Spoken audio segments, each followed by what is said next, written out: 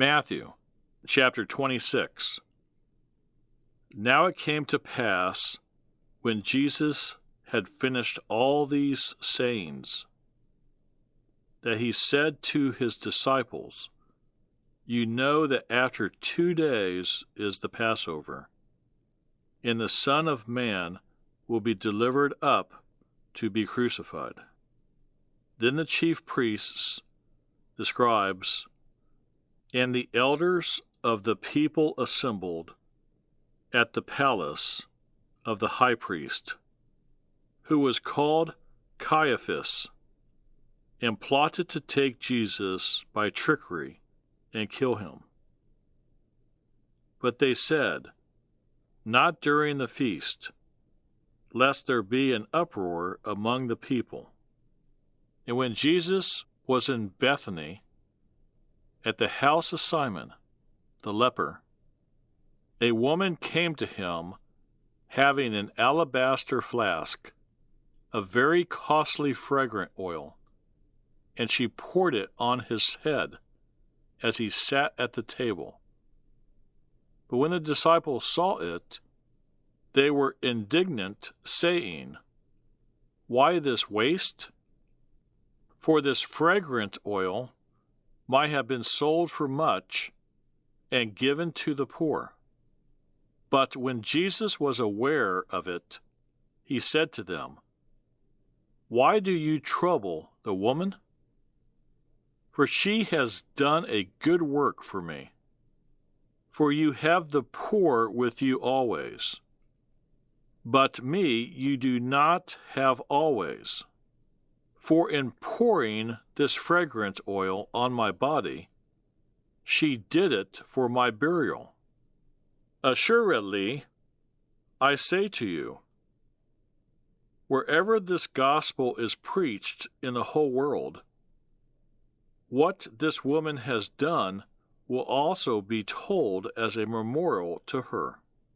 Then one of the 12, called Judas Iscariot, went to the chief priests and said, What are you willing to give me if I deliver him to you? And they counted out to him 30 pieces of silver. So from that time he sought opportunity to betray him. Now on the first day of the feast of the unleavened bread, the disciples came to Jesus, saying to him, Where do you want us to prepare for you to eat the Passover? And he said, Go into the city to a certain man, and say to him, The teacher says, My time is at hand. I will keep the Passover at your house with my disciples. So the disciples did as Jesus had directed them, and they prepared the Passover. When evening had come, he sat down with the 12. Now as they were eating, he said, Assuredly, I say to you, one of you will betray me. And they were exceedingly sorrowful, and each of them began to say to him, Lord, is it I? He answered and said, He who dipped his hand with me in the dish will betray me. The Son of Man indeed goes just as it is written of him. But woe to that man by whom the Son of Man is betrayed. It would have been good for that man if he had not been born. Then Judas, who was betraying him, answered and said, Rabbi, is it I? He said to him, You have said it.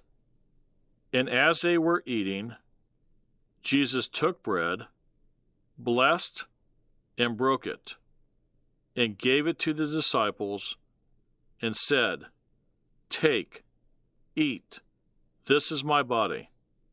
Then he took the cup and gave thanks, and gave it to them, saying, "Drink from it, all of you. For this is my blood of the new covenant, which is shed for many for the remission of sins. But I say to you, I will not drink of this fruit of the vine from now on until that day when I drink it new with you in my Father's kingdom." And when they had sung a hymn, they went out to the Mount of Olives. Then Jesus said to them, "All of you will be made to stumble because of me this night. For it is written, I will strike the shepherd, and the sheep of the flock will be scattered. But after I have been raised, I will go before you to Galilee." Peter answered and said to him, "Even if all are made to stumble because of you, I will never be made to stumble." Jesus said to him, "Assuredly, I say to you that this night, before the rooster crows, you will deny me 3 times." Peter said to him, "Even if I have to die with you, I will not deny you." And so said all the disciples. Then Jesus came with them to a place called Gethsemane, and said to the disciples, "Sit here while I go and pray over there." And he took with him Peter and the 2 sons of Zebedee, and he began to be sorrowful and deeply distressed. Then he said to them, "My soul is exceedingly sorrowful, even to death. Stay here and watch with me." He went a little farther and fell on his face and prayed, saying, "O my Father, if it is possible, let this cup pass from me. Nevertheless, not as I will, but as you will." Then he came to the disciples and found them sleeping, and said to Peter, "What? Could you not watch with me 1 hour? Watch and pray, lest you enter into temptation. The spirit indeed is willing, but the flesh is weak." Again, a second time, he went away and prayed, saying, "O my Father, if this cup cannot pass away from me unless I drink it, your will be done." And he came and found them asleep again, for their eyes were heavy. So he left them, went away again, and prayed the 3rd time, saying the same words. Then he came to his disciples and said to them, "Are you still sleeping and resting? Behold, the hour is at hand, and the Son of Man is being betrayed into the hands of sinners. Rise, let us be going. See, my betrayer is at hand." And while he was still speaking, behold, Judas, one of the 12, with a great multitude with swords and clubs, came from the chief priests and elders of the people. Now his betrayer had given them a sign, saying, "Whomever I kiss, he is the one. Seize him." Immediately he went up to Jesus and said, "Greetings, Rabbi," and kissed him.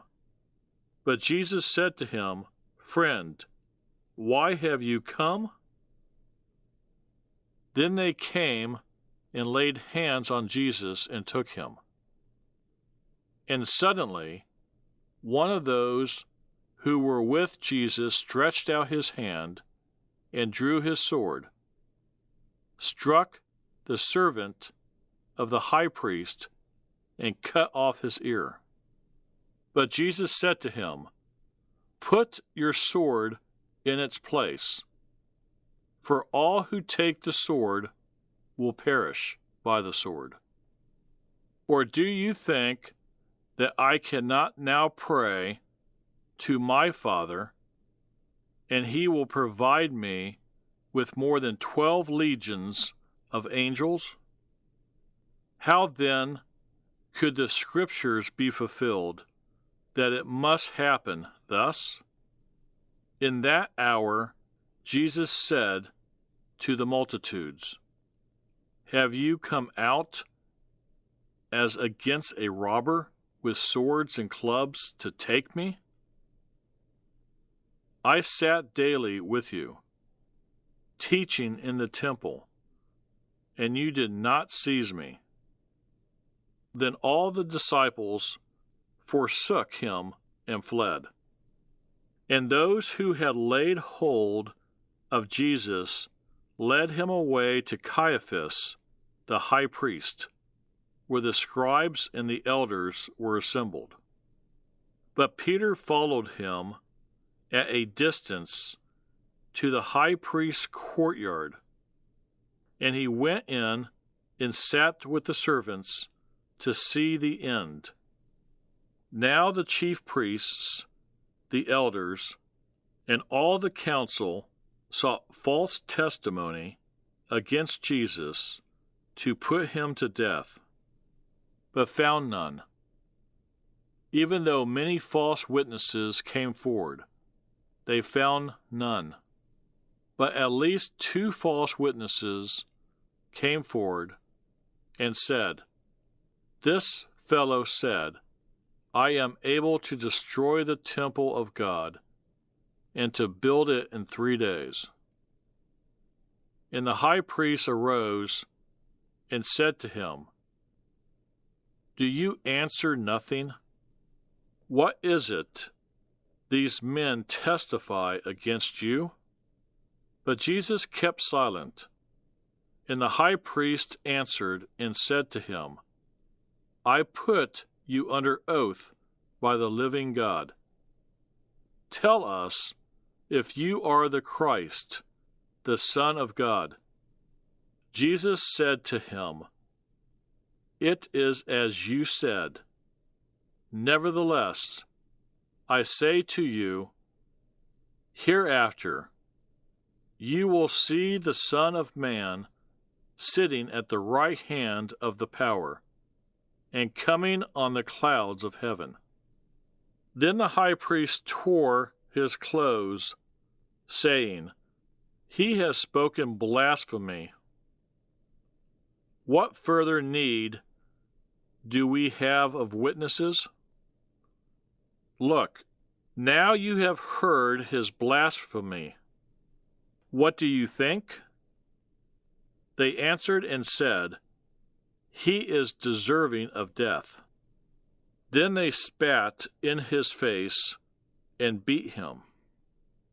And others struck him with the palms of their hands, saying, Prophesy to us, Christ.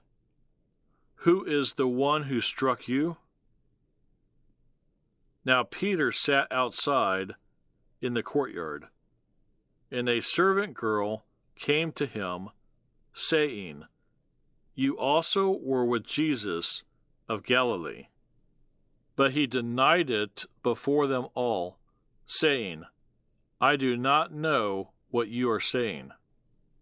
And when he had gone out to the gateway, another girl saw him and said to those who were there, This fellow also was with Jesus of Nazareth. But again he denied with an oath, I do not know the man. And a little later, those who stood by came up and said to Peter, "Surely you also are one of them, for your speech betrays you." Then he began to curse and swear, saying, "I do not know the man." Immediately a rooster crowed, and Peter remembered the word of Jesus, who had said to him, "Before the rooster crows, you will deny me 3 times." So he went out and wept bitterly.